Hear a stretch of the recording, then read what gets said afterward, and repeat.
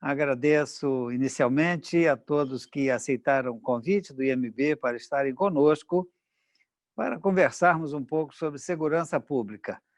Esse é um assunto que não vai ter, não tem uma quantidade mínima de discussões suficientes para que nós tenhamos uma solução do problema, não é?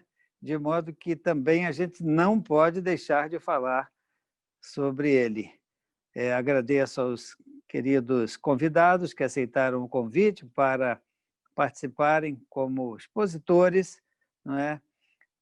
Destaco os três convidados: Vitor Poubel, que é delegado federal, a quem conheci em 2006, diz aquela historinha aquela musiquinha do banco, né? O tempo voa e lá se vão 14 para 15 anos. Também agradeço a presença da minha colega querida de concurso, inclusive, Kátia Amaral, filha também de uma grande amiga, né? Uma desembargadora que tem exercido suas atividades atualmente numa Câmara Criminal, e o doutor Quaresma também, doutor Flávio Quaresma, magistrado de primeiro grau, que tão prontamente, tão diligentemente, imediatamente aceitou o convite que fizemos também para participar deste evento. Então, vamos começar. Obrigado a todos que estão conosco. Com a palavra o doutor Vitor Hugo Poubel. Boa tarde, é um prazer estar aqui com os amigos. Agradeço a oportunidade do Instituto dos Magistrados, na figura do seu presidente, meu amigo desembargador Fábio Dutra. Cumprimento a doutora desembargadora Kátia Janguta, o doutor juiz Flávio Quaresma, que vai abrilhantar aqui esse nosso debate sobre a segurança pública em foco. Cumprimento também a todos aqueles que estão aqui conosco nessa nova forma de conversar, né? Que é através da internet. E vamos abordar esse tema que é a segurança pública em foco. Eu sou delegado de Polícia Federal há 26 anos. Hoje eu sou o segundo mais antigo aqui no Rio de Janeiro e creio que devo estar entre os 5 do Brasil. Eu sou o mais antigo porque o meu amigo o Eduardo da Mata, o delegado que é o primeiro, ele já tem o tempo para aposentar, ele só não foi para casa porque a mulher dele vai botar ele para fazer compra, cuidar do jardim. Ele tem 73 anos, aí ele vai com 75, segundo ele, né? E eu tenho 52 anos de idade, passei cedo no concurso para a Polícia Federal e essa diferença toda, essa lacuna toda entre a turma que eu considero mais antiga que eu e a minha turma foi que o Fernando Henrique ficou um tempão sem fazer concurso, cerca de 8, 9 anos. Aí, logo quando eu fiz o concurso, aí eu passei, até segundo os meus colegas, né, eles falaram que eu dormi na porta do setor de recursos humanos para ser o primeiro a tomar posse, né?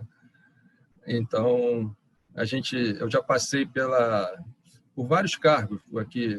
Fui delegado de combate ao crime organizado, fui corregedor, chefe da Interpol, inteligência, fazendárias, crime previdenciário, fui corregedor.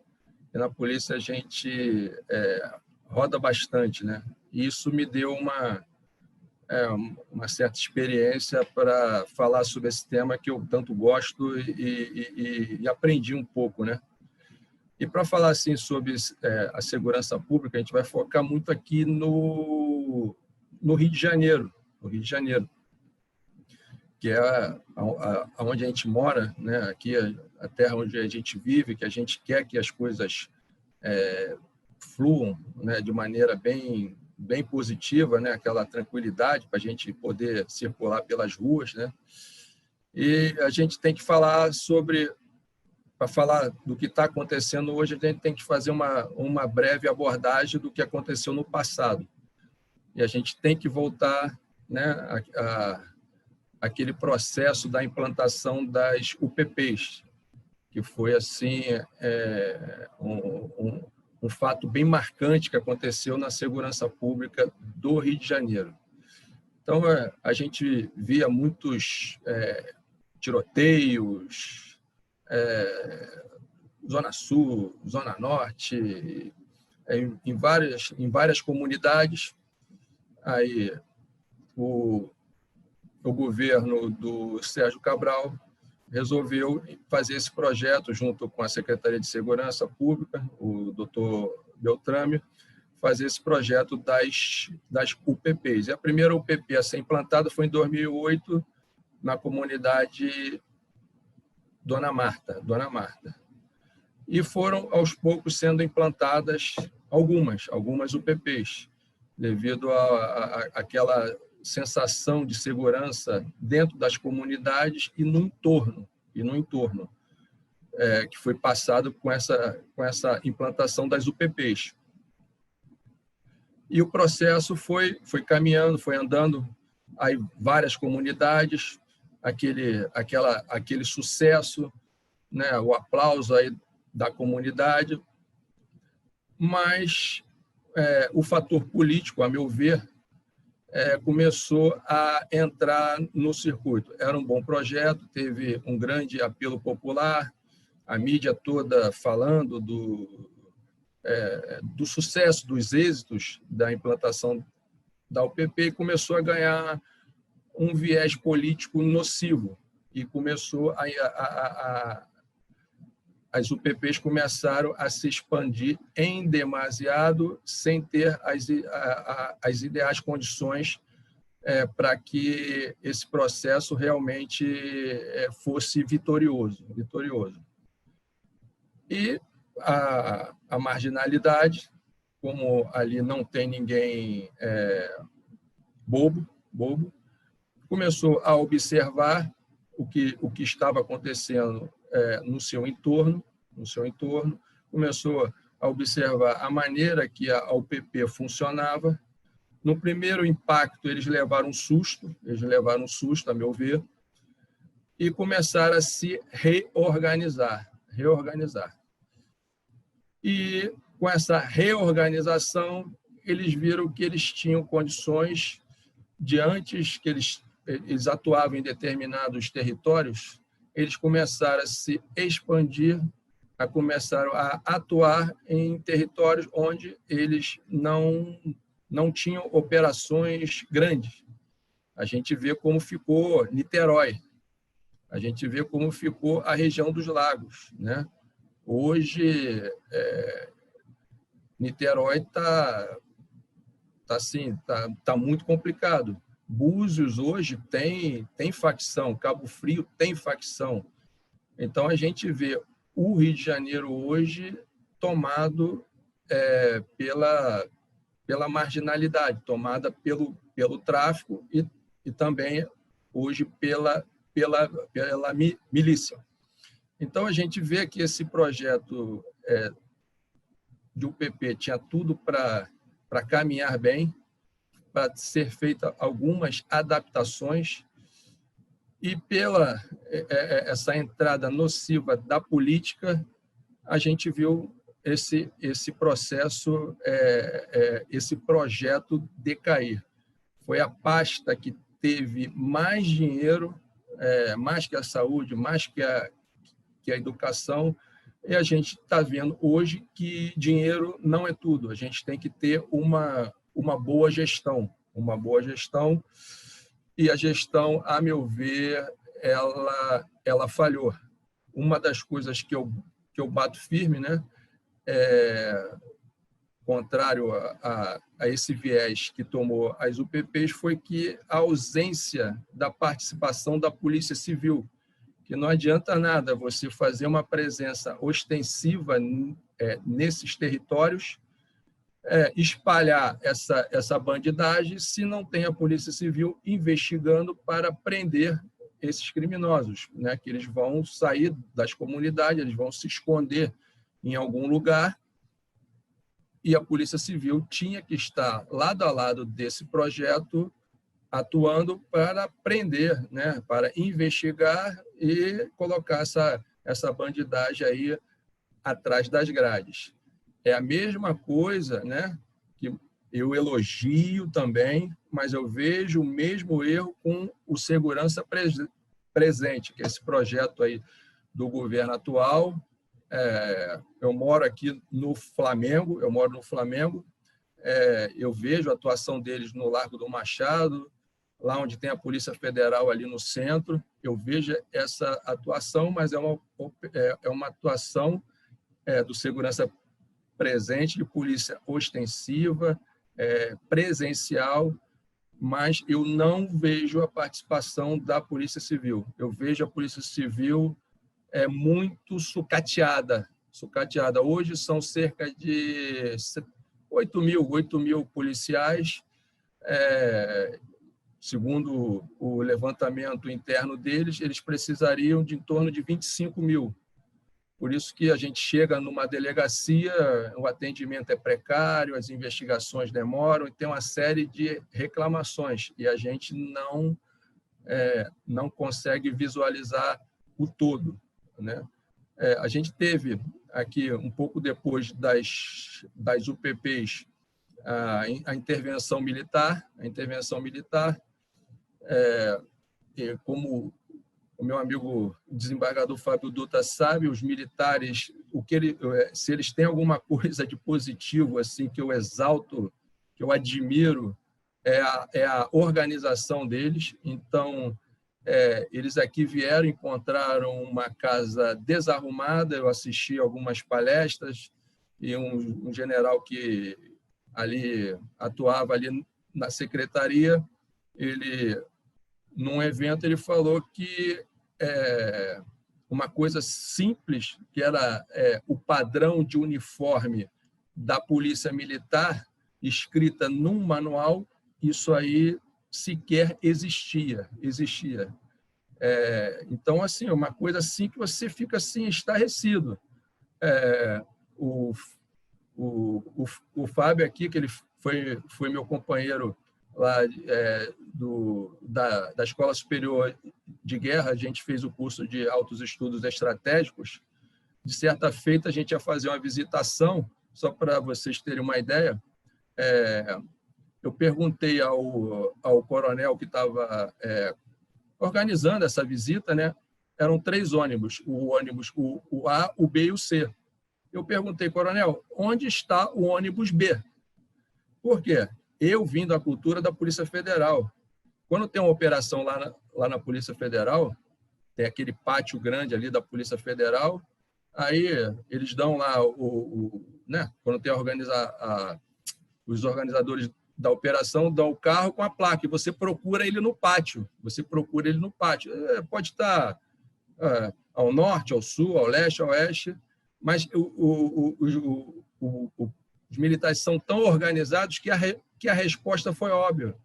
Delegado, o ônibus B está entre o A e o C. Eu fiquei com a cara de paspalho, né? Porque era a resposta básica. Eu fui lá e estava lá, né? O ônibus B entre o A e o C. E a minha poltrona marcada. Tinha lá. Então, foi muito oportuno, né, essa vinda da intervenção militar, que organizou muita coisa administrativa. Esses carros, né, o presidente Temer, ele mandou cerca de 1 bilhão e alguma coisa para cá. Esses carros todos que a gente está vendo hoje na rua foi fruto dessa intervenção, que eles empenharam o dinheiro todo com destinação específica para aquisição de veículos, uniformes. Os policiais militares estão todos de uniformes, né? Antigamente era aquele todo desbotado que a gente via na rua. Então, assim, eles estão todos bem com uniforme padronizado.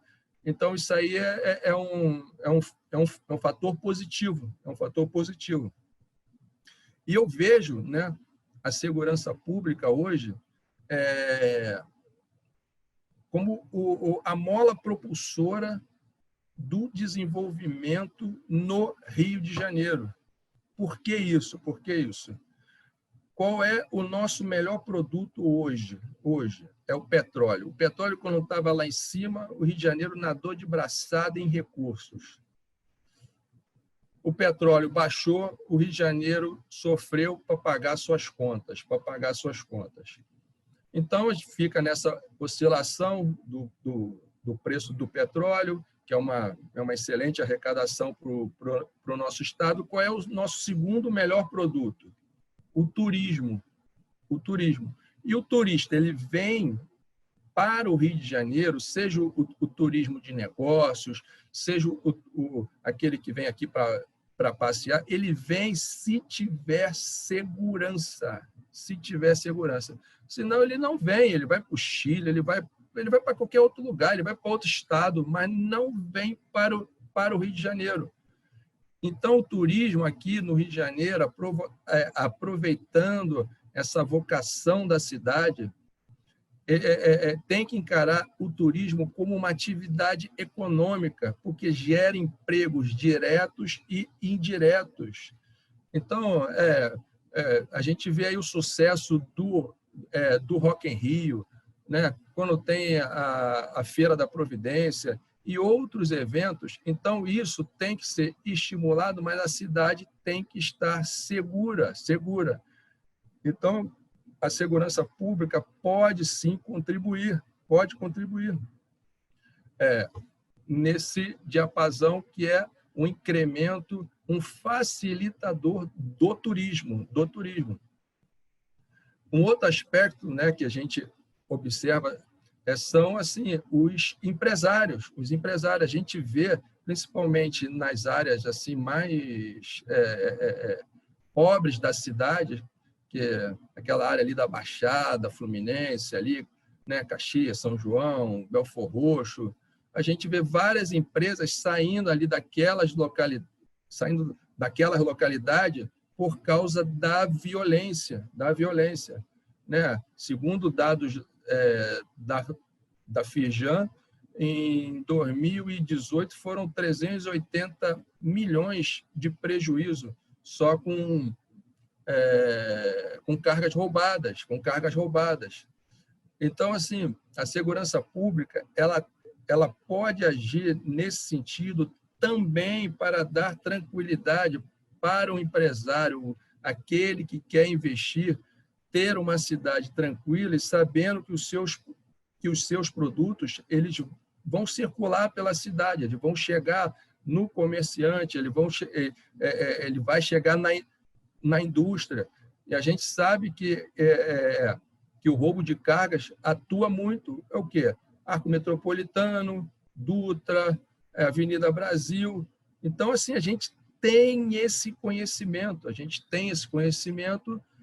e as coisas não funcionam da forma que deveria. Né? Muitos falam assim, não, a pandemia vai servir para mudar as pessoas. Né? Eu sou um cara meio cético com isso, peço até perdão, eu acho que não vai mudar nada. Teve aquela coisa de reflexão no momento, mas a bandidagem vai continuar agindo.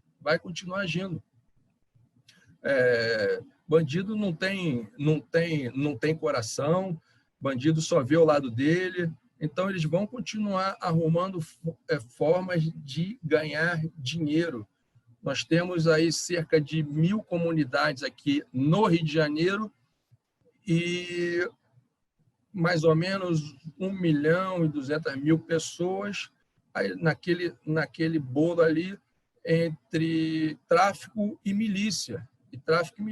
Eu rodo muito esse Rio de Janeiro, né, e falo assim com a maior tranquilidade que a Zona Sul é um oásis.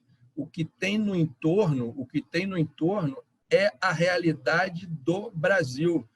Muita carência, muita pobreza, pessoas necessitadas, e essas pessoas elas precisam sim né, de uma atenção especial do poder público, né?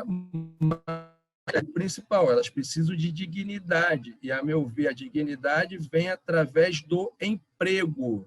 E para ter emprego, a cidade tem que pulsar, a cidade tem que ter investimento, né? Então, o empresário, o comerciante, ele vai investir, o turista ele vai aqui vir para o Rio de Janeiro, se ele tiver uma cidade tranquila, uma cidade segura, uma cidade que você possa circular, uma cidade onde você erre o caminho e entre numa comunidade, você não vai ser alvejado. Uma cidade, né?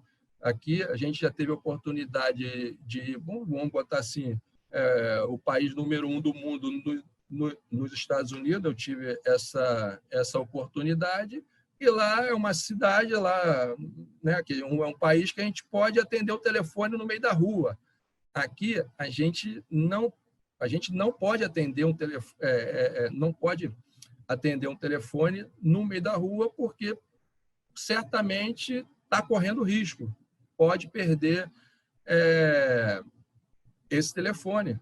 Eu tenho um amigo que ele foi estudar em Londres, dentro do ônibus, ele abre lá o iPad dele. Ele abre o iPad dele. Aqui, se só você pegar o seu telefone, você pode ficar sem ele. Então, isso gera, sim, impactos nessa sensação, na segurança pública, né? A gente vê. Estamos aqui falando de telefone, e esse telefone, ele vai para onde? Ele abastece lá o traficante, ele vai para o receptador, né? Ele é trocado por droga, né? Então, uma outra coisa, a parte de receptação de mercadorias roubadas, a parte de receptação de telefone, alimenta toda uma indústria ilegal, um mercado informal, né? Um mercado que só beneficia a bandidagem, né? Os contrabandistas, os falsificadores. A cidade, eu vejo a cidade assim, o Rio de Janeiro ainda muito desorganizado. E, mas a polícia não está vendo isso? Tá. Aí a gente entra num outro viés, né? Que é a malfadada corrupção, né? Segundo o Fórum Econômico Mundial, nós somos o quarto maior em corrupção no mundo, né? Então, a corrupção está aqui muito enraizada aqui. A gente vê corrupção não só nos grandes escalões, né? A gente tem acompanhado aí no noticiário esses fatos tristes, né? Envolvendo governantes, políticos, né? Empresários, pessoas que deveriam estar dando exemplo, defendendo a sociedade, com compromisso com a causa pública, sendo sugado por um sistema que tem tentáculos que captura as pessoas que você nem imagina que deveriam estar nessa situação.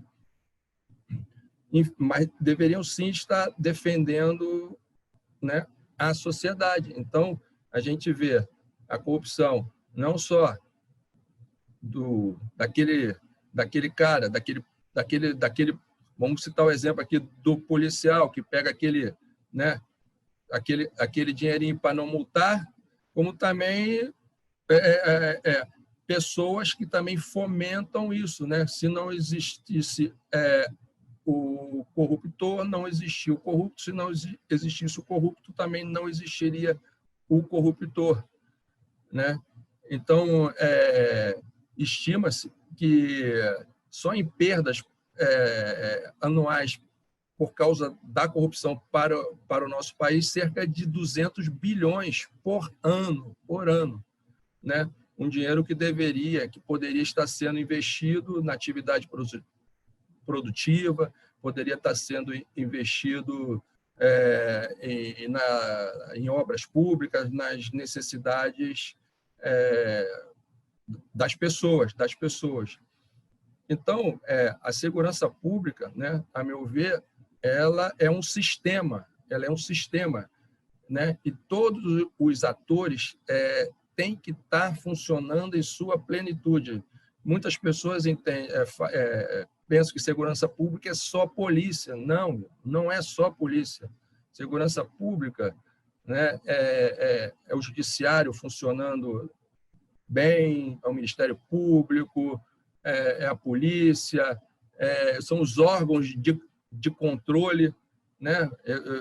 Eu penso que os órgãos de controle têm que estar melhor capacitados, com mais instrumentos para agir, para tentar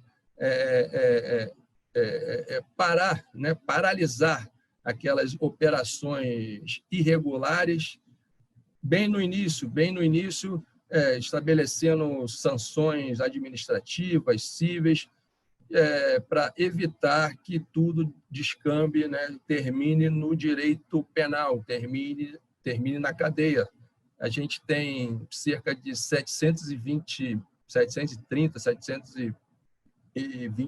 30 mil presos, com uma capacidade no país de vagas em torno de 370 mil, ou seja, há uma superlotação. O índice de reincidência está em cerca de 70%. Então, a gente vê que o sistema, a polícia atua, a polícia prende, apesar de todos os seus problemas, né? A justiça condena, o Ministério Público trabalha, mas isso não está sendo suficiente para a gente ter uma cidade, um país mais tranquilo. A política de drogas, né? Estou fazendo essa abordagem toda, que isso tudo é segurança, é o sistema de segurança pública, a política de drogas. Vejo muito focada na repressão. Eu não vejo prevenção.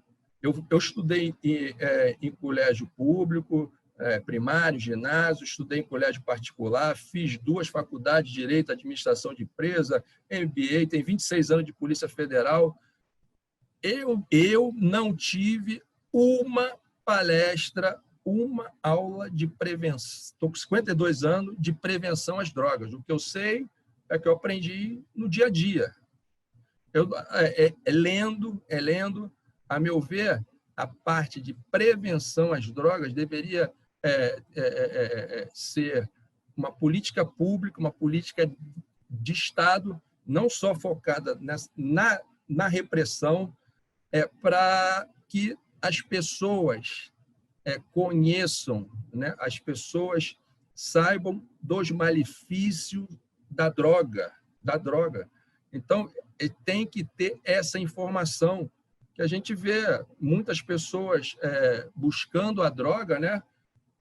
Questão, sei lá, de curtição, de onda, meio que não se importando com as suas consequências. Então, esse trabalho deveria, a meu ver, existir nas escolas, nas universidades,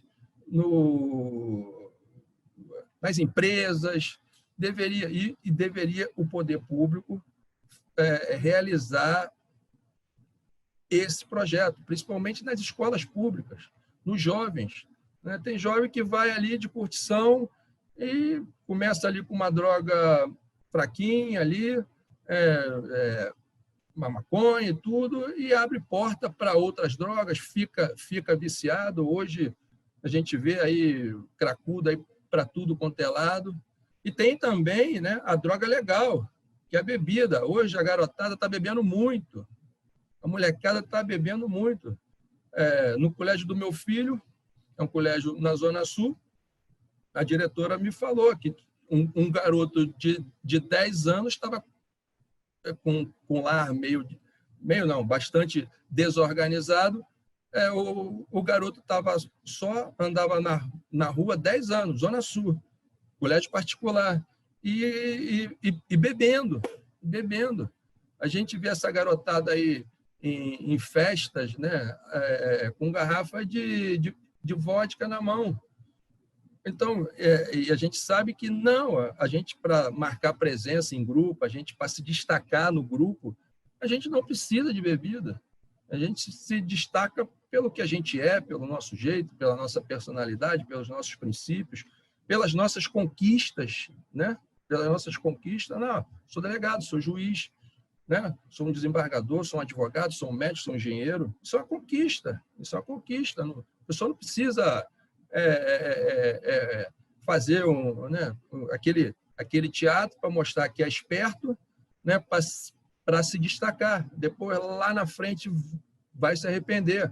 Eu dou palestra para essa garotada e procuro passar isso. Mas, assim, é muito pouco, é muito pouco. Eu passo a mensagem para aquela coisa que tem que ficar batendo, tem que ficar no ouvido dos jovens, das crianças, para a gente tentar construir um lugar melhor para se viver.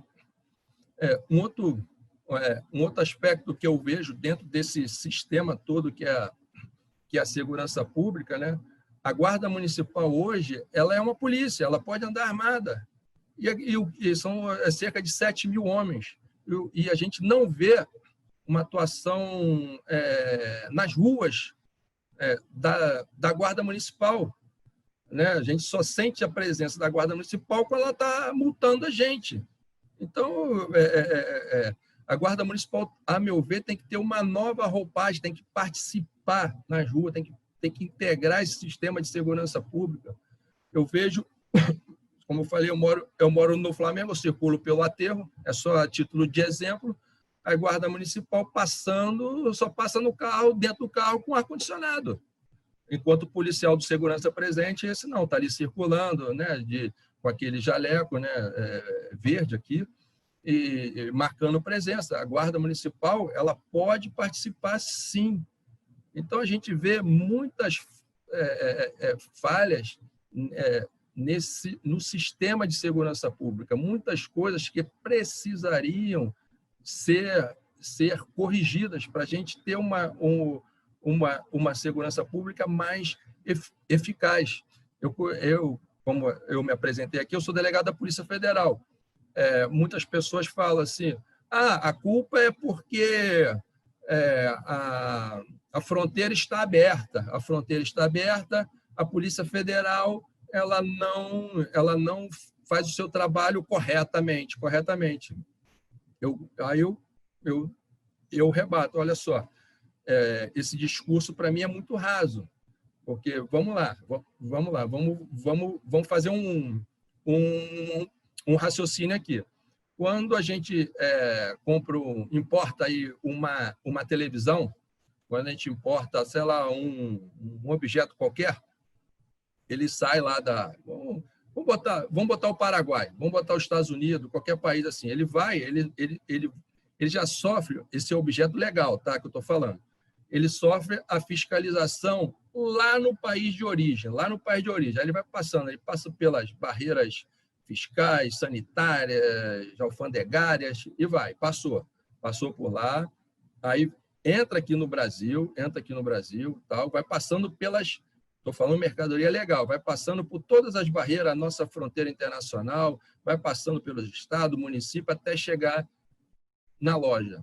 O mesmo raciocínio a gente tem que ter com as drogas e as armas. Eu chamo isso de segurança feita por camadas. Quando fala assim que a droga, o armamento vem lá do Paraguai, o Paraguai tem a sua fiscalização, tudo bem, passou por lá, passou pela polícia, passou pela Receita Paraguaia, aí passou pela Polícia Federal, Forças Armadas, né? Entrou a droga, entrou o armamento, passou pela Polícia Federal, passou pelo Exército, passou pela Receita, aí até chegar aqui na comunidade, né? Ele vai passando Paraná, vai passando ali São Paulo, vai passando os municípios. Então, as polícias... Aí, olha só o rol de atores que deveriam estar atuando e falharam. Vamos botar Polícia Federal, Exército, Forças Armadas, Receita Federal, adentrou no território nacional, aí passou pelo fiscalização fazendária dos estados, passou pela Polícia Militar, passou pela Polícia Rodoviária Federal, passou pela eventualmente a própria Guarda Municipal, ou seja, vários atores falharam, né? E a gente sabe que pela extensão territorial nossa aqui é praticamente impossível ter uma barreira 100% eficaz da segurança com relação a mercadorias ilegais, com relação a drogas, a armas, ou seja, todos os atores têm a sua parcela de contribuição, tanto no acerto quanto nos erros. Tem que melhorar? Tem. Como é que a gente melhora? A meu ver, tecnologia. Tem que se investir. Mas não tem dinheiro. Aí a gente esbarra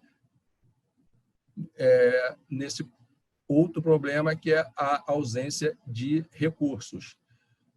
Mas, uma hora, esses recursos vão ter que aparecer. A gente vai ter que, né, os governantes vão ter que priorizar o que, né, aquele famoso projeto, né, para o Brasil, em aplicar os recursos naquilo que realmente vai trazer benefícios ao nosso país. E eu vejo, sim, a segurança pública como essencial nesse fator de desenvolvimento do nosso país, do nosso Rio de Janeiro, pois irá, sim, dar uma sensação mais agradável, aquela sensação de tranquilidade nas ruas, tanto para as pessoas circularem, quanto para empresários e comerciantes investirem, quanto para o turismo, né, que, como a gente falou aqui, né, o turismo tem que ser encarado como atividade econômica, porque gera muito emprego, direto e indiretamente. São aqueles caras que trabalham diretamente, a rede hoteleira, aí precisa de garçom, precisa de copeiro, precisa de taxista. Tem muita coisa para ser realizada, a meu ver, dentro desse sistema hoje vigente no nosso país e no nosso estado sobre a segurança pública. Como é que está meu tempo aí, meu precioso desembargador, presidente Fábio Dutra? Teoricamente, o tempo já acabou. Agora, vamos dar uma gordurinha aí para o amigo fazer o fechamento. Não, então, concluindo assim o meu raciocínio, depois, se houver um debate, as pessoas quiserem fazer perguntas, eu vejo a segurança pública, como eu falei, com vários atores, como um sistema que ele tem que funcionar sincronizado, sem vaidades, sem um querer ser melhor do que o outro. Uma outra coisa que também é complicada aqui no Rio de Janeiro e no país, a gente vê briguinhas institucionais para ter uma parcela maior de poder, né? A gente vê, por exemplo, eu sou da Polícia Federal, eu sou Polícia Judiciária Federal, Polícia Judiciária da União. Eu vejo instituições querendo parcela desse trabalho, dessa atribuição de Polícia Judiciária, vamos botar, no meu caso, no caso da Polícia Federal, da União, mas isso também acontece nos estados. Enquanto o que lhe é atribuído por lei, por lei, para essas instituições, eles não realizam na sua plenitude, eles não realizam na sua excelência. Então, aí vai aquela história, você faz mal aquilo que lhe é atribuído, ainda quer mais poder? Então, assim, foge a minha compreensão. Então, eu vejo isso ainda com essas indefinições, né? Alguém tem que botar o dedo na ferida, falar assim, olha só, uma instituição X, você vai fazer isso aqui, esquece o resto, instituição Y, você vai fazer aquilo, e faça com excelência, cobrando o melhor desempenho dos seus servidores, porque com isso quem ganha é a nossa sociedade. E isso tem condições de acontecer, isso tem condições, é factível, mas alguém tem que se interessar, alguém tem que botar o dedo na ferida para que as coisas, os pingos, né, realmente fiquem nos is. Então, por hora é só, meu presidente, espero aí não ter falado demais sobre o tema segurança pública em foco. Com certeza não falou demais, até porque esse tema é inesgotável. É verdade. Se dessemos ao senhor 5 horas, e se 5 horas o senhor as usasse, com certeza ainda faltaria tempo para expor todas as questões relativas a esse tema. Mas nós temos de limitar o nosso tempo, de modo que eu me sinto assim como uma espécie de carrasco da nossa audiência e até carrasco da nossa própria vontade de ouvi-lo por mais tempo. Agradeço sua exposição, foi clara, não é? Foi ampla, e vamos ver o que a desembargadora Kátia Janguta, né, tem a dizer a respeito, e depois ouviremos também o doutor Flávio Quaresma. Vamos ver. Pois não, doutora Kátia? Bom, querido amigo, desembargador Fábio, eu também venho agradecer aqui a você essa oportunidade de, pelo MB, falar um pouco sobre esse tema. Já vimos até que o doutor Vitor é um expert nesse assunto, né? Eu não sou, mas eu tenho a prática ali dos processos do dia a dia. Quero cumprimentar o doutor Vitor também, cumprimentar o meu querido colega Flávio Quaresma, agradecer o convite, agradecer a participação das pessoas que estão nos assistindo. É um prazer poder estar aqui. Como eu vim dizendo, o doutor Vitor tem essa experiência do dia a dia, né? Quanto ao problema da segurança pública, está ali à frente dos problemas diários que o nosso país sofre, especialmente o nosso estado do Rio de Janeiro, né? A segurança pública é uma coisa muito séria, né? É levada a direito fundamental, é um direito social fundamental, inviolável a todos nós, né? Que a nossa Carta Magna até equipara a vida, a liberdade, a igualdade. Então, é um direito muito sério, um direito muito importante, né? E o que nós estamos vendo de alguns anos para cá é que essa violência urbana ela tem tomado essas proporções drásticas mesmo em todos os estados e municípios brasileiros, né? Isso em oposição a uma segurança que todos nós queremos ter, né? Temos órgãos elencados na Constituição, o Estado como principal responsável em buscar medidas para que essa segurança com que esse direito à segurança seja concretizado, né? O artigo 144 da Constituição lá descreve todos os órgãos, polícias, etc., tudo.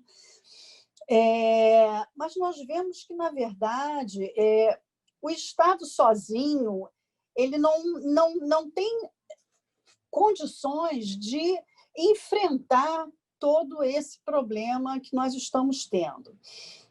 Como disse, o doutor Vitor tocou num ponto que eu acho muito importante, né? Quando ele disse que partimos, às vezes, daquela pequena corrupção de dar um dinheirinho para o guarda para não multar, o outro quer tirar uma vantagem daqui, uma vantagem dali. Na verdade, eu acho que cada um de nós tem que ter uma consciência da sua escolha e a consequência desse ato. E isso é uma coisa que tem que ser ensinada às pessoas, isso é cultural, né? Isso está arraigado na nossa cultura brasileira, é o dar o jeitinho, é uma forma, dar um dinheirinho ali. Às vezes nem só uma questão de dinheiro, às vezes uma oportunidade de realizar alguma coisa em troca de outra. Tudo isso é uma cultura que tem que mudar para a gente começar a mudar todas essas questões que levam efetivamente à segurança dos cidadãos, né? Entendo, assim, importantíssimo que haja aplicação de políticas públicas de segurança que sejam duradouras, que sejam eficazes. Para isso, nós precisamos efetivamente, entendo eu, não sei, não sou técnica para dizer de que forma, mas nós precisamos atualizar nossas polícias, dar condições, modificar talvez as nossas polícias, né? O doutor Vitor falou da organização da polícia militar, como eles são organizados, a nossa polícia civil, que está sem recursos nenhum. Eu tenho amigos delegados estaduais que, para trabalhar, muitas vezes, não tem nem papel na delegacia para fazer impressão de documentos. Outro dia eu conversava com uma delegada amiga minha, e ela dizia, eu não tenho nem como imprimir o documento, porque eu não tenho papel para imprimir. E até um grupo de amigos meus fez uma vaquinha para comprar papel para a delegacia, porque... Então, quer dizer, a Polícia Civil não tem condições, né? Está com poucas condições de trabalho. Nós temos hoje, recentemente nomeado, um chefe de Polícia Civil, o doutor Alan Turnovski, que é uma pessoa que eu conheço, fui vizinha dele. É um delegado extremamente sério, competente, é um rapaz inteligente. Já tive a oportunidade de trabalhar em processos penais quando era juíza, em inquéritos que foram presididos por ele. Ele é uma pessoa de extremo conhecimento jurídico, mas você não pode fazer milagres, né? Nós sabemos que as polícias não podem fazer milagres. A Guarda Municipal tem a sua competência atribuída por lei, então é uma competência para cada guarda, e aquele trabalho ele acaba não se... eles não se unem, né? Como disse, a Polícia Civil não ajuda a Guarda Municipal, onde estava presente a Polícia Militar não está a Polícia Civil. Então, é um problema sério que eu acho que tem que haver talvez um refazimento desse trabalho policial, né? Um investimento no uso da tecnologia, um trabalho de inteligência. Hoje, o trabalho de inteligência das polícias é um trabalho extremamente necessário. Eu vejo nos nossos processos interceptações telefônicas e todas o trabalho que envolve a tecnologia, como isso... Muito bem, parece que houve um travamento no áudio da doutora Kátia. Está com dificuldade de falar, pelo menos eu não estou ouvindo, não sei vocês. Acho que também não, né? Muito bem. Então, vamos fazer o seguinte, para que a gente aguarde ela retornar, eu já vou fazer alguns comentários que me parecem oportunos, e um deles está relacionado a uma ordem que foi dada recentemente. Eu vou falar como quem não conhece do acórdão. Então, eu estou falando pelo que eu ouvi na imprensa. Seria uma decisão do Supremo Tribunal Federal proibindo que os policiais subissem, não é? Fossem às comunidades. A gente pensa logo em morro. Oi? Kátia, Oi, você está com desculpa, seu... eu acho que tinha caído aqui minha conexão. Bom, verdade. Então, desculpa que eu te interrompi, Fábio. Não, fala você, depois eu volto ao assunto. Aquela questão do Supremo, de não poder... Eu ia falar, no final eu ia Então, fazer um comentário a essa Eu decisão. estou Então, curioso. eu dizia que o que nós precisamos é de educação, né? Eu também estudei em escola pública, estudei em universidade pública, entendo que tive na escola pública uma boa formação, na universidade também sou oriunda da UERJ, também entendo que tive uma boa formação, tive bons professores, tinha uma boa estrutura de universidade. A UERJ, no Maracanã, era um prédio novo naquela ocasião, quando eu me formei em 1983. Então, essa estrutura de educação pública, ela acabou. E, diante disso, o que nós temos? Crianças sem aula, crianças que crescem nessas comunidades que se alastraram aqui no Rio de Janeiro, né? Pelo Rio de Janeiro inteiro e no Brasil também. Então, crianças que são aliciadas pelo tráfico, quando muito o pai é um traficante ou é um presidiário, são famílias sustentadas pelas mães, as mães trabalham fora, os filhos não têm com quem ficar, não tem escola para ficar, para comer, se alimentar.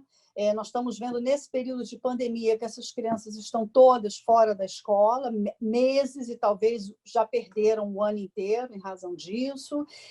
E isso incentiva a criminalidade, né? Não tenha dúvida que não há como falar em segurança pública sem falar em educação, em saúde, né? em fornecer estruturas para a polícia para trabalhar. Não há efetivamente como fazer isso. Os conflitos que existem no Brasil não são de hoje, né? São conflitos antigos, né? Isso vem lá da fase imperial. O direito penal, naquela época, ele era utilizado para favorecer o soberano, os amigos, né? Punir aqueles menos favoráveis, os que se revoltavam contra a coroa. Criou-se uma cultura de punição, né? Mas, na verdade, nós não temos como modificar esse quadro, entendo eu, se nós não tivermos realmente políticas definidas na área educacional. E mesmo que isso comece hoje, nós vamos levar ainda muitos anos para que novas pessoas venham a ser educadas, formadas, criadas com uma outra consciência, que possam conseguir trabalhar. Como é que a gente pode entender que um jovem de uma comunidade dessa vai arranjar emprego se ele não estudou, se ele não... Eu não justifico o crime, né? Eu sou considerada até uma desembargadora dura, eu aplico o direito como ele tem que ser aplicado, mas isso é uma realidade que a gente se depara e a gente sabe que existe, né? A gente não vai conseguir tratar a questão da segurança pública, né? Que nós todos possamos sair de casa tranquilamente, mesmo que se ponham não sei quantos milhões de policiais na rua, se nós não tivermos realmente uma população educada, satisfeita, sem fome e tudo mais, né? Então, eu digo, o Estado ele é responsável por isso, mas eu acho que a curto, médio e longo prazo nós temos que ter ações integradas, de repreensão qualificada, prevenção, construída com oferta de serviços públicos de qualidade. Então, a polícia tem que ser um serviço público de qualidade, né? Eu entendo que a polícia faz muito, faz o que pode, como pode, da maneira como pode, né? Essa questão até que você falou agora dos helicópteros, né, que foi uma decisão recente do Supremo Tribunal Federal, em que inicialmente houve uma proibição do sobrevoo dos helicópteros, quer dizer, houve uma proibição, mas uma permissão naqueles casos de extrema necessidade, né, em que se comprovasse, por meio da produção de um relatório circunstanciado ao término da operação, essa necessidade do uso dos helicópteros.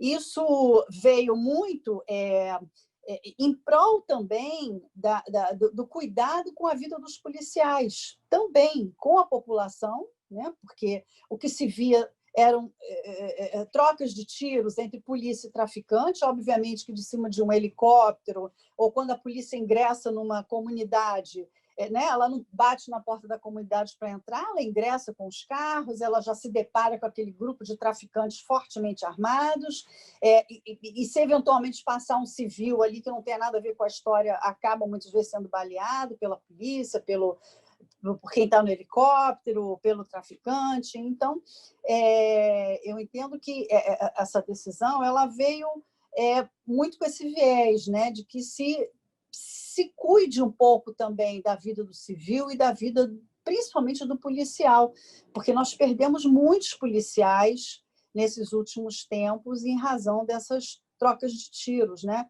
E vimos que quando a polícia não pôde mais chegar com os helicópteros, nós vimos aí agora, há poucos meses, como houve brigas de facções no meio da rua, uma comunidade atirando contra a outra, foi uma matança generalizada. Ou seja, aquela violência ali não acabou, né? O fato da polícia não poder ingressar com helicópteros de outra forma, então, não conseguiu debelar toda aquela criminalidade, né?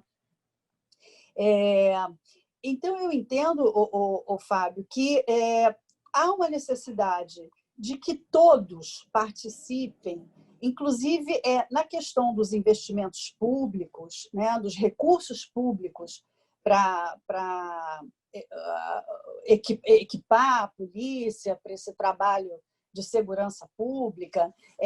Eu entendo também que todos têm que participar disso. Tanto a comunidade civil como a comunidade privada, né? Tem que haver um trabalho conjunto de toda a população para que nós consigamos levar a efeito uma melhor segurança no nosso país. E isso desde aquele pequeno detalhe, como eu te disse, desde aquela educação inicial da criança na escola, do adulto que não corrompe o policial para não ser multado, né? Nós reclamamos do sujeito que vem, bate carteira, nos rouba e tudo mais, que faz tráfico, mas não vemos mal em chegar para um policial e dar um dinheiro para não ser multado, né? Quer dizer, nós não, né? Porque a gente não faz isso, a gente não pode, até porque a gente pune quem faz, mas eu digo, mas é uma cultura nossa, nós sabemos que é uma cultura nossa. Então, eu acho que, a partir disso, né, nós temos que mudar toda essa mentalidade e essa cultura brasileira para que a gente possa ter uma segurança pública maior, né? Depois da Constituição de 88, as polícias, que antes atuavam apenas de modo reativo, elas passaram também a atuar de modo preventivo. Então, tem que haver um incentivo, né, do trabalho preventivo da polícia, um desfazimento de um mito, né, de que a polícia só está ali para punir, para prender, para botar uma ordem pública à força. Não, é um trabalho preventivo e os policiais têm que ser treinados, né? Ter cursos especializados, eles têm que estudar, continuar estudando e ter recursos para isso, né? A segurança pública ela precisa ser articulada, né, junto a todos os outros serviços públicos, para que ela possa funcionar, para que ela possa vingar como uma segurança pública que não vai ser ideal, né, mas que seja melhor. Realmente, o nosso petróleo vai embora, os nossos turistas não vêm, e não vêm mesmo. Eu tenho alguns amigos que são empresários de eventos no Rio de Janeiro e tudo mais, e eles reclamam muito sobre a falta de turistas, né? Porque não tem segurança pública, porque eles têm medo, efetivamente, de vir para o Brasil. Então, as nossas duas maiores riquezas não se produz, então não produz, não entra dinheiro para o Estado não pode investir na segurança pública, né? Além disso, infelizmente, o que ocorreu nos últimos governos, né, foi a grande corrupção que nós estamos vivenciando, que nós estamos julgando, né? Nas nossas câmaras nós temos todos os dias, hoje são vários processos que envolvem organizações criminosas, milícia é um crime típico do Rio de Janeiro, de que envolve policiais, ex-policiais, policiais expulsos, né? e os crimes cometidos por aqueles que estão à frente, né, da nossa segurança, que são os nossos governantes. Então, você vê que houve realmente uma inversão total dos valores, total. Nós estamos vivendo uma inversão, uma desordem social total, uma inversão dos valores total, e eu acho que, como diz o ministro Barroso, né, numa decisão que ele prolatou, ele dizia: os caminhos para uma política anti-violência devem abranger atenção à primeira infância, prevenção e redução do abuso infantil, diminuição da evasão escolar, criação de condições de trabalho mais favoráveis para pais e mães de crianças pequenas, proteção da integridade física das mulheres, combate à violência doméstica, revisão da fracassada política de guerra às drogas, regulamentação do porte e do posse de armas, né? Tudo isso são coisas que têm que ser tratadas, que têm que ser olhadas com muita seriedade, com muita atenção pelos governantes. É uma preocupação que eu tenho muito grande, porque de 88, que eu sou juíza, para cá são 32 anos, e eu vi a criminalidade, atuei muito em vara criminal também, no primeiro grau, e uma criminalidade avassaladora que cresceu drasticamente e que nós continuamos a ver crescer. Eu sou muito, nesse ponto, eu ainda sou pessimista em acreditar que a gente vai conseguir resolver isso enquanto eu sou magistrada. Eu acho que não, né? Nós temos que os presídios hoje, eles são escolas do crime, né? Ao invés de contribuírem para a paz social, na verdade, eles influenciam negativamente na segurança de todos nós. As facções criminosas, elas se fortalecem cada vez mais dentro dos presídios, e quem passa a integrar, né, o presídio, se tem boa índole, tinha bons antecedentes, ou foi condenado por um crime pequeno, ele já sai de lá aliciado e acaba integrando essas facções. Então, cada vez aumenta mais a criminalidade. Então, nós temos muitos problemas sérios a resolver. Inclusive, o próprio Supremo Tribunal Federal declarou o nosso sistema carcerário, né, como um estado de coisas inconstitucional, quando ele julgou uma ação, a ADPF 347 do Distrito Federal. Porque realmente nós não sabemos mais onde nós vamos parar com tudo isso, né? Bom, em questão até a essas penalidades que são aplicadas aos presos, né? Nós temos muitos presos, talvez até demais, pudéssemos aplicar novos institutos, justiça restaurativa, para alguns crimes sem violência, sem grave ameaça, né? Envolvendo, que buscam compor danos com a vítima, para tentar diminuir essa população carcerária, mas a natureza dos crimes hoje, principalmente no Rio de Janeiro, ela é grave, é muito grave. Então, dificulta muito essa aplicação, né? O que se vem fazendo, mas se fazer em ampla escala.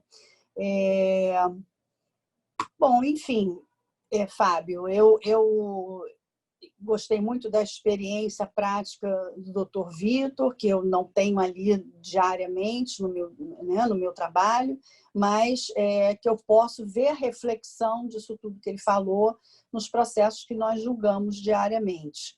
Então, entendo, em suma, isso, que nós temos que investir em educação, temos que investir nas polícias, todos os cidadãos têm que ter uma consciência de que cada um tem que agir de acordo com a lei, só isso vai trazer consequências boas para a nossa segurança pública.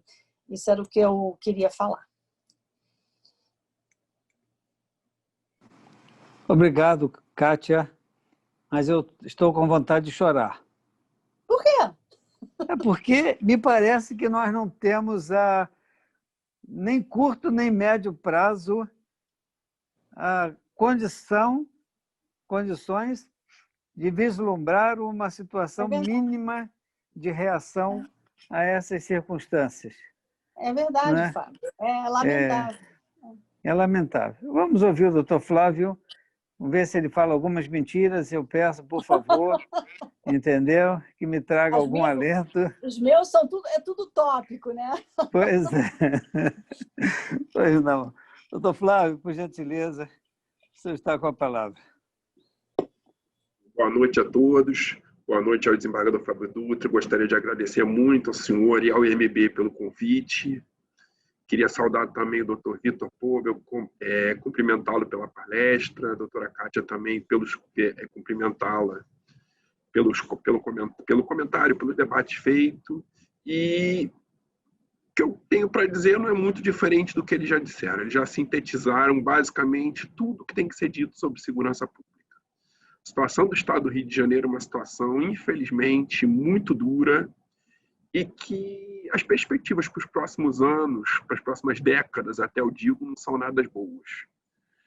Sem o investimento social, sem da escola, a primeira infância, tudo isso, é muito difícil a gente conseguir sair da situação que a gente está. Infelizmente, isso também decorre muito da corrupção que a gente está. A gente esquece que dos nossos últimos governadores, a grande maioria, né, tem problemas com a justiça. O atual governador está no mesmo caminho, o governador em exercício da mesma forma. Então, é uma situação efetivamente muito complicada, né? Seja no campo da saúde, no campo econômico e até principalmente nesse campo que a gente está tratando aqui da segurança pública.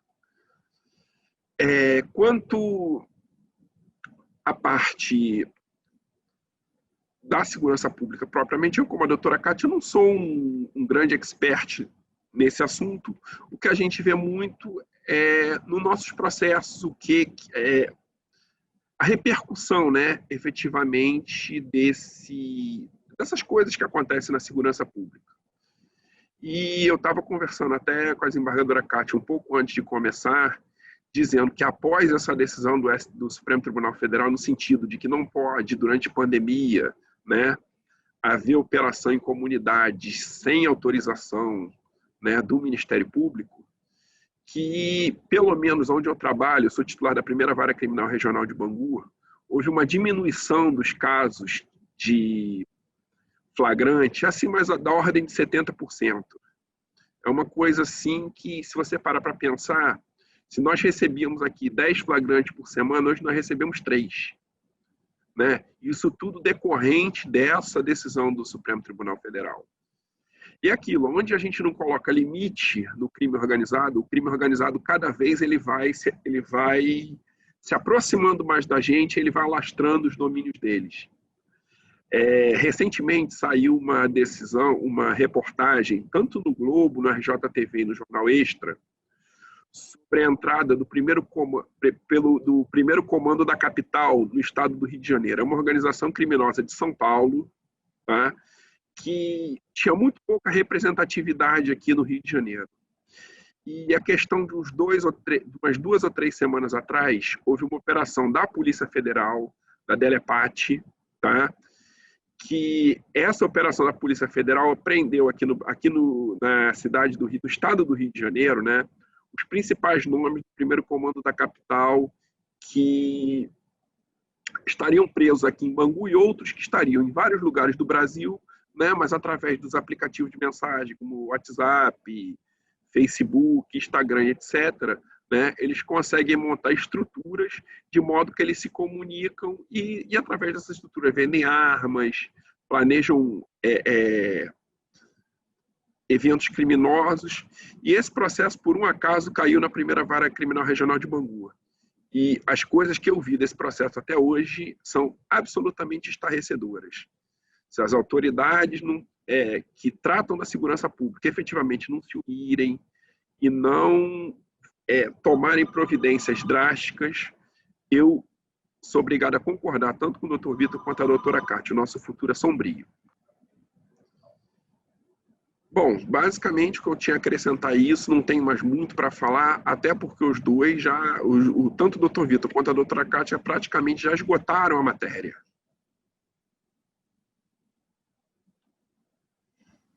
Ok, doutor Quaresma, o senhor falando pouco tem uma vantagem. Acrescenta poucas dores às minhas já, muitas tristezas, né?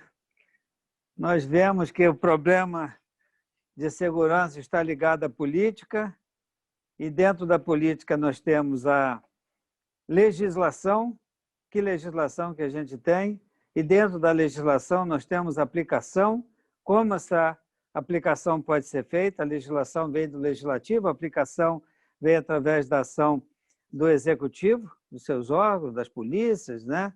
Das forças de segurança, da inteligência, e o judiciário que, às vezes, eu não sei se o desembargador Marcelo Burratem está por aí, mas ele é um crítico fervoroso do ativismo judicial. Ele acha que o judiciário tem intervido muito nesse aspecto, tomando atitudes que não... Oi? Eu não queria fazer essa crítica, mas eu também sou um grande crítico do ativismo judicial e acho que essa parte da segurança pública cabe ao Poder Executivo, não cabe ao Poder Judiciário. O Poder Judiciário, nos últimos anos, vem se metendo em searas que não são dele, comprando brigas que não são dele. Isso é um problema do Poder Executivo com as polícias. O Judiciário cabe apenas aplicar a lei. Pois é. Então, a gente tem esse problema de política. Educação é a longo prazo, não adianta. Se a gente disser, começar com a primeira infância, segunda infância... Recentemente, nós tivemos o Fundeb, né? Se tornou definitivo através de uma emenda à Constituição, que antes dispunha que era provisória, e hoje, então, a educação recebeu um aporte de verbas excedente, ou seja, a União se tornou parceira, ou permanece parceira, ou se torna para sempre, talvez, parceira dos estados e dos municípios, pagando os salários. Mas aí veio a questão econômica, que aqui no Rio nós temos baseada nesse BIPé, citados pelo Poubel, que é o petróleo, não é? E nós tivemos uma emenda dizendo que o petróleo não é nosso, o petróleo é nosso e de todo mundo, não é? E o dinheiro do petróleo que é retirado aqui da costa, da bacia, das bacias do Rio de Janeiro, são distribuídas pelo Brasil todo. Quer dizer, tivemos uma diminuição, se não bastasse a queda do preço no mercado internacional.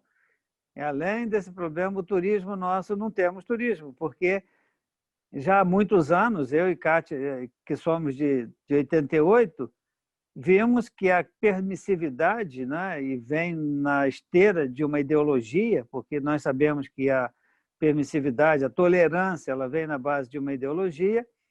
Então, constrói-se em qualquer lugar, tudo é possível, tudo é possível, o Estado passa a mão na cabeça de tudo, o município também não quer saber, e depois inventaram uma tal de mais-valia, tudo serve para mais-valia, porque legitima o que é errado e porque aquilo dá uns cobres a mais para os cofres do município, e nós vamos. Depois veio essa experiência citada pelo Poubel, das UPPs, que, de certa forma, espanou o Rio de Janeiro, ou seja, disseminou o crime pelo interior. São Gonçalo, de onde eu sou, São Gonçalo não tinha favela, não é um lugar propício à favela, é loteamento. Então, cada um tem o seu terreno, cada um tem a sua areazinha, e se há coisa que fixa o homem na terra é a propriedade. Ele tem um pedacinho de terra, ele vai ficar ali, ele vai fazer um cômodozinho nos fundos para sua filha que vai casar e um puxadinho para cima, mas dentro de uma área de sua propriedade. Vem a questão da tolerância também, mas já em menor quantidade, porque é algo que está no cartório do registro de imóveis, dá uma certa, né, segurança ao seu proprietário.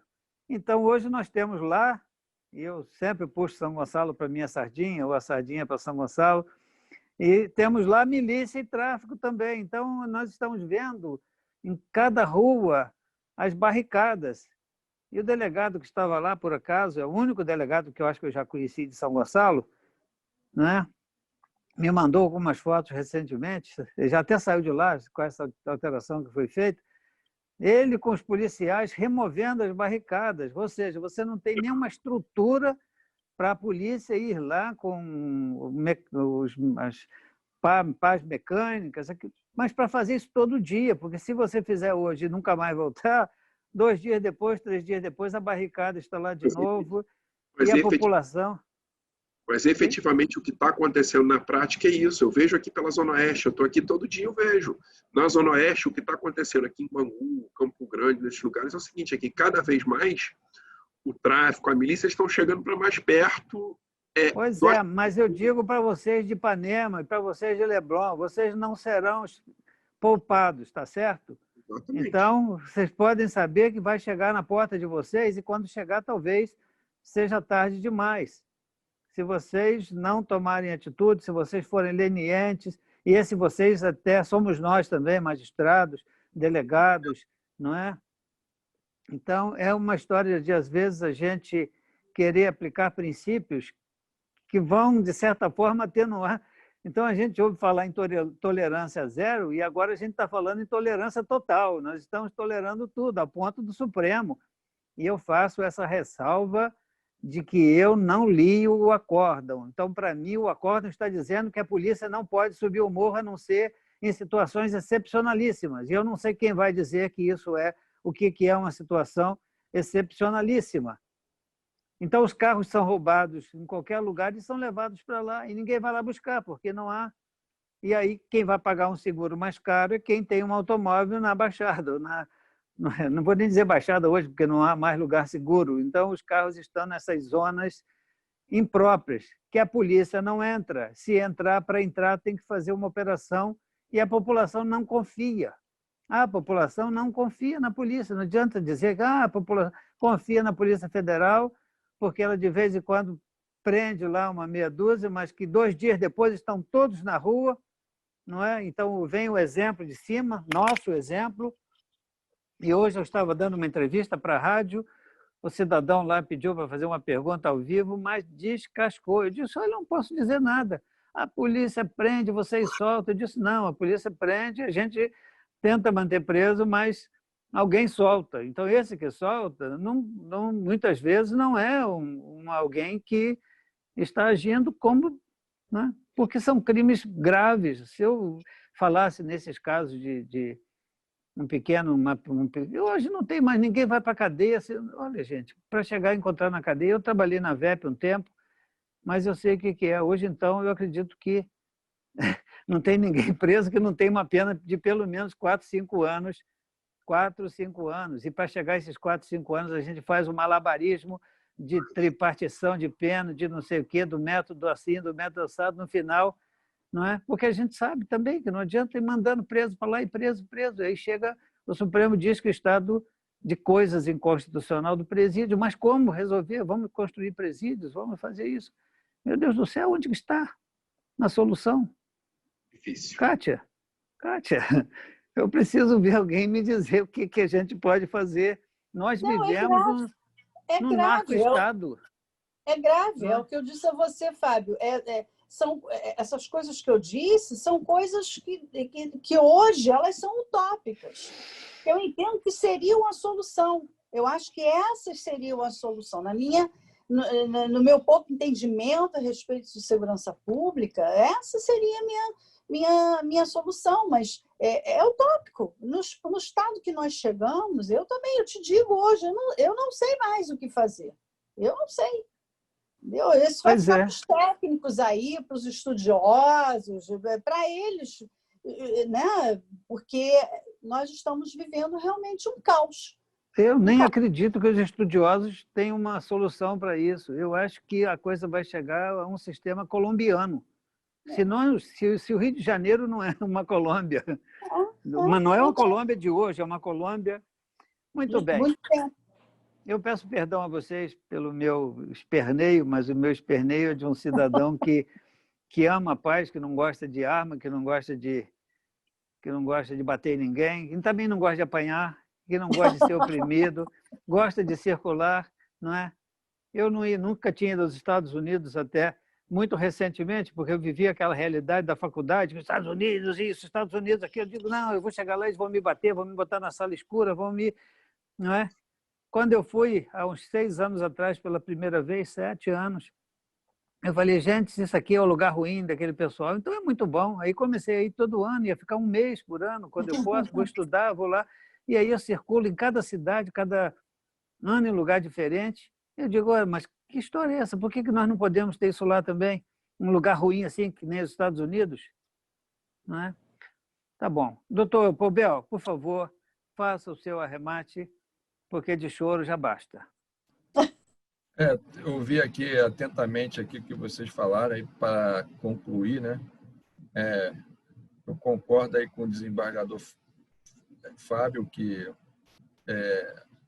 não vai demorar muito, né, para que a situação aí descrita aí pelo Dr. Quaresma e o próprio Fábio com relação a São Gonçalo, a Bangu, mas chegue com força na Zona Sul, né? A gente sabe que as facções que aqui, né, a gente conhece, que a gente ouve no noticiário aqui, elas não atuam só aqui. O crime hoje, o crime organizado hoje, ele atravessa fronteiras, ele se comunica, ele interage em vários estados do nosso país. Então, o problema hoje não é só do estado do Rio de Janeiro, é um problema federal, é um problema nacional. O governo federal ele tem que se debruçar aqui no Rio de Janeiro para agir aqui, para tentar iniciar algo, né, que há de ser buscado para reduzir a criminalidade, reduzir a atuação do crime organizado. Não sei se vocês tiveram acesso, teve um estudo do movimento pastoral, né? E nós temos, né, segundo eles catalogaram, cerca de 83 facções criminosas no país, 30 efetivamente dentro dos presídios. Não são só essas 3 aí que a gente ouve aí no noticiário. Então, assim, é muita gente querendo viver do ilegal, seja drogas, armas, etc. Então, a gente pode sim caminhar por uma Colômbia que hoje está resgatada em muitos aspectos, né? Uma Colômbia do passado. Isso a gente não quer, né, para o nosso Rio de Janeiro. Então, o trabalho nunca é tarde para começar, mas tem que começar. E não pode ser aquela coisa de uma experiência de um oportunista, de um cara de momento, porque vidas estão em jogo, né? É o futuro dos nossos filhos, dos nossos netos, né? Eu costumo brincar, né? Mas trazendo para a realidade. Se começarmos hoje, dia 18, né, a fazer o dever de casa, o que tem que ser feito, talvez para os filhos dos nossos netos comecem a colher os frutos. A gente provavelmente não vai pegar isso. Então, é um processo, a democracia ela fortalece isso, as liberdades fortalecem isso, mas tem que ter um regramento, né? Não pode ficar assim do jeito que está, parecendo terra de ninguém. Esse é meu raciocínio, que eu concluo esse tema sobre a segurança pública no Rio de Janeiro, agradecendo ao Instituto dos Magistrados, ao presidente Fábio Dutra, à desembargadora Kátia Janguta, ao juiz Flávio Quaresma, desejando a todos aí uma boa noite e que a esperança é a última que morre, né? E o Rio de Janeiro merece, e as pessoas que aqui moram merecem um lugar melhor para se viver. Bem, Poubel, muito bem. Só quero te dizer que a esperança está na UTI. Pode ser a última que morre, mas ela já está na UTI. Tá certo? Agradeço a vocês. Vocês foram ótimos, né? Embora não tenham trazido todas as respostas, porque ninguém as tem, mas com certeza contribuíram muito para que a gente continue a pensar. Se a gente gosta da casa da gente, e o Brasil é a nossa casa, né? Os brasileiros são os nossos irmãos, e os que vêm para cá são recebidos como se irmãos também fossem, e o são, porque o nosso mundo é uma aldeia só, né? Por isso que nós vivemos nessa aldeia global, onde quer que nós estejamos, nós somos seres humanos, mas é preciso tomar atitude.